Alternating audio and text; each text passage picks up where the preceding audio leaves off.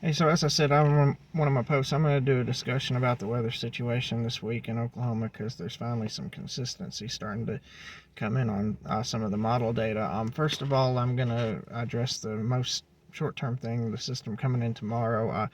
Early just looking at probably some light to moderate rain early in the day in Oklahoma City, Norman area. Now, as that rain and that system moves further east, the rain's going to expand. It's going to get heavier. It's going to cause more evaporational cooling and more what you call wet bulbing, which is basically the closer the temperature in the dew point meet, close to 32 degrees, the freezing temperature. That criteria is going to be met kind of as you get to Tulsa, Muskogee area, and further east. Maybe Fort Smith, Siloam Springs, Arkansas, up towards the Joplin area. Uh, could be enough precipitation, heavy enough to get evaporational cooling enough that it changes over and mixes with snow. In fact, it's forecasted to do that. I don't think there's going to be much accumulation out there. If it does, even if it did accumulate, it's going to melt during the day because the cold front's really going to lag behind. It's not going to come through till late Monday night or Tuesday morning. So any snow that does fall is probably going to melt during the day Monday. And maybe the highest elevations up there might get some accumulation in the Ozarks, but that's going to be about it.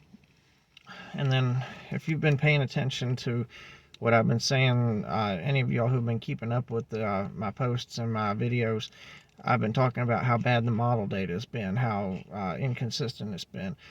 Some one model will say one thing on one run, and then on its next run it'll say a totally different thing. Then this model will say one thing on its run, and then on its next run it'll say a totally different thing. And then what this model is saying on this run, it might have been what that model said on another run 2 or 3 runs ago, and then what this model says 2 or 3 runs ago was what this model might have said on the last run. It's been all over the place. It's been changing, bouncing around.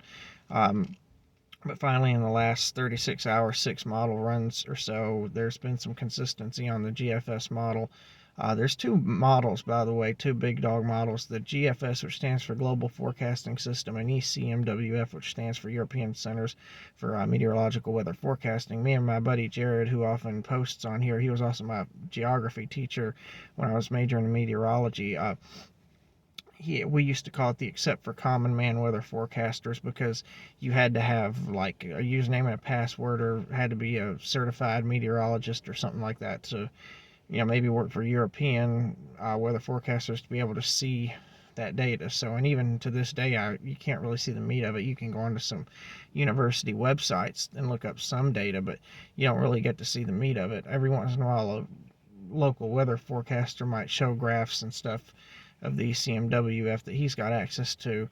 Like Mike Morgan will show it sometimes, but it's still pretty hard to get access to. By the way, Mike Morgan, if you all keep up with him, he's kind of gotten himself into a little bit of a pickle on one of his tweets yesterday. He called the situation life-threatening, the Thursday situation life-threatening. Some of the people who commented on that said that he was talking about the snow being life-threatening. He wasn't talking about the snow. He can be a fool sometimes. I poke fun at Mike Morgan sometimes, but in his defense, he was talking about the wind chills and the cold temperatures. He was not, talking about life-threatening wind chills of -20 to -30. He wasn't talking about life-threatening snow amounts. So if you hear that or come across that, there's not going to be life-threatening snow amounts. Mike Morgan didn't say that. So um, anyway, so the GFS and the ECMW, the Euro, I'll call it Euro for short, are both saying, kind of 2 different things, but the GFS has showed some consistency. The further, so I'm going to lean towards the GFS one, and I may regret that, and if I do, I'll make a video quick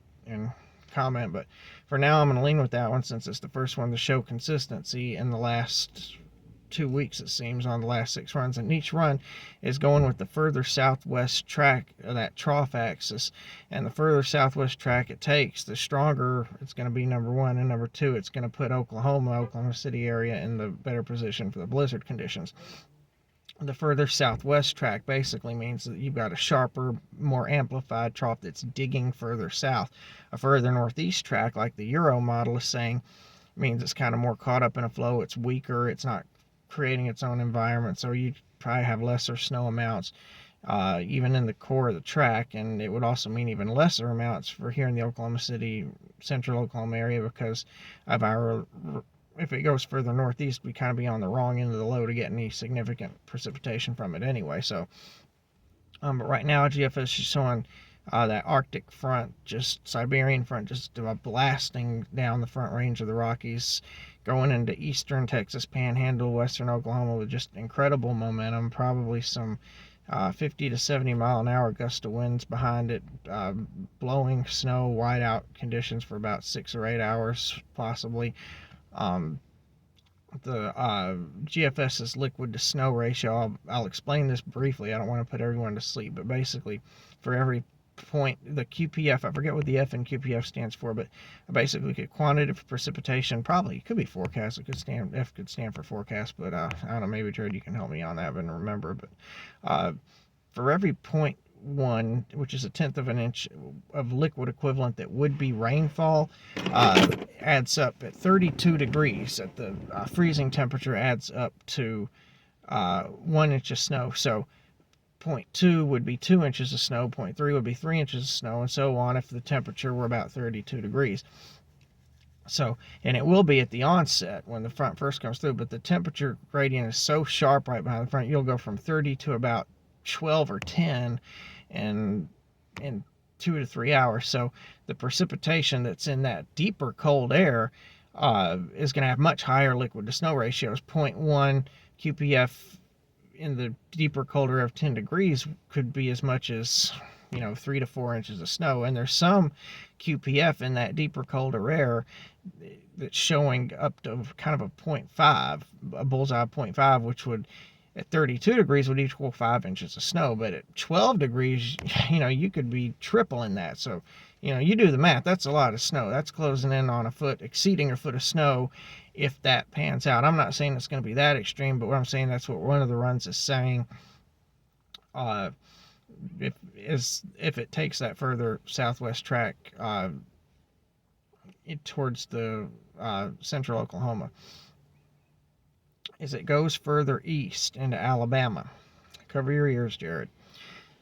Yeah, you might have noticed yesterday I was kind of confused. I didn't understand why the simulated radar that had the color coding for the snow, mix, and rain was showing a rain color code with a temperature negative 15 Celsius. Well, which is well below freezing on Sand Mountain for Thursday night. What that could be is it might not have been picking it up on the temperature profile yet, but one of the other profiles on the precipitation, it might have been picking up that area could be in the warm sector. That because the deeper the trough amplifies and takes that southwest track, it's going to slingshot northeast quicker and further west, which is going to put Sand Mountain anyway, the part of the state that Marshall County is in the warm sector on the southeast side of the low, and you don't want to be there because that's the warm sector, so that's where you're going to get rain.